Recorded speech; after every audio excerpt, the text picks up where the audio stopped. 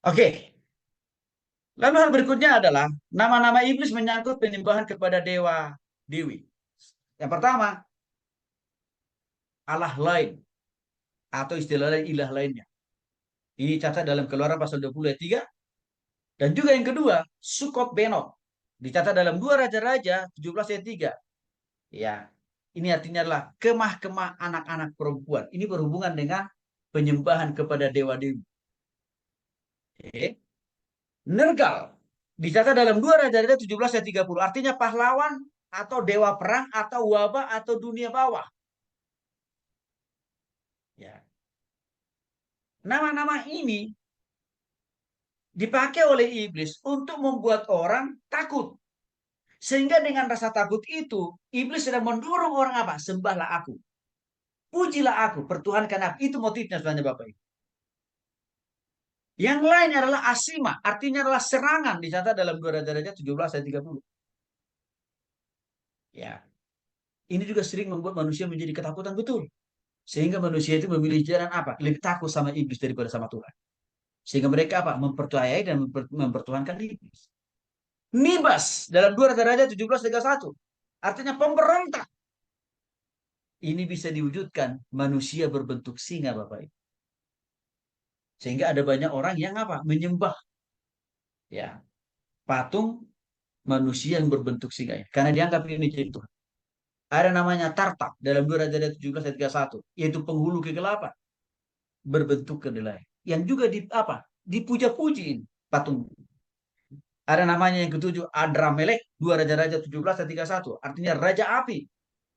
Ya, untuk menyembah dia harus mengorbankan bayi lalu dibakar untuk menghormati iblis yang namanya Adramelek ini Bapak.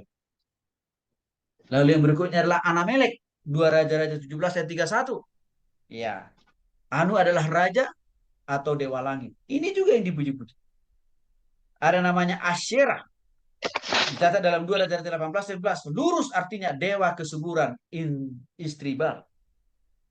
Bapak Ibu, yang juga banyak di apa dipercayai di Indonesia loh. Contohnya misalkan, ya setelah selesai musim tanam padi, ya mereka mempersembahkan makanan terhadap dewa kesuburan. Atau kalau sudah mau musim panen, sebagai ucapan terima kasih, mereka mempersembahkan makanan atau sesajen. Kalau dia profesinya nelayan, di bulan-bulan tertentu mereka menyebarkan ya makanan dan minuman di laut. Ini terjadi loh di Indonesia. Oke. As Asitoret 2 Raja-Raja 23 13. Ini bintang Dewi Kesuburan sama tadi ya. Dan juga Baal, Tuhan sadis dan mengerikan. Kenapa nama-namanya perlu ada untuk menakut-nakuti manusia sehingga orang percaya kepada dia. Ada Baal Berik, Tuhan perjanjian atau dewa cuaca.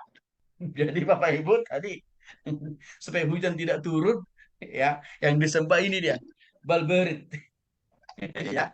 Terus ada namanya Baal Peor, Tuhan dari lubang, artinya disembah dengan hubungan seksual. Nih, ya.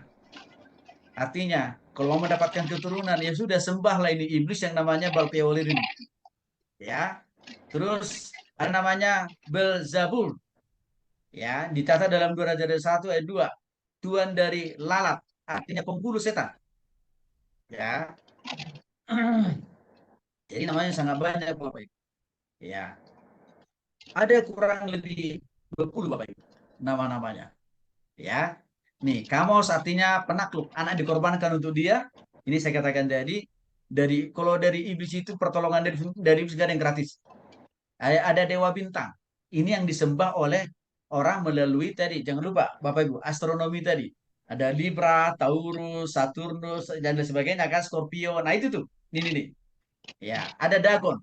Ya, ikan artinya berwajah manusia berbadan ikan. Ini kental di Indonesia juga. Dipercaya ini sebagai apa? Tuhan. Ya, artinya apa? Kok wajah ikannya beda daripada ikan yang normal? Atau contoh yang lain misalkan begini Bapak Ibu, tiba-tiba kambing. ya berkaki lima. Nah, udah langsung dikeramatkan jadi Tuhan itu. Oke, Papi masih ingat dukun kecil dari Jawa Timur Pok Nari? Oke, pada zaman itu banyak loh orang yang mempertuhankan batu miliknya Pok Nari itu, termasuk orang Kristen berbondong-bondong ke sana karena bisa memberikan kesembuhan dari sakit penyakit. Ini terjadi, ya. Dan juga beberapa hal-hal yang lain, Bapak Ibu ya. Nah,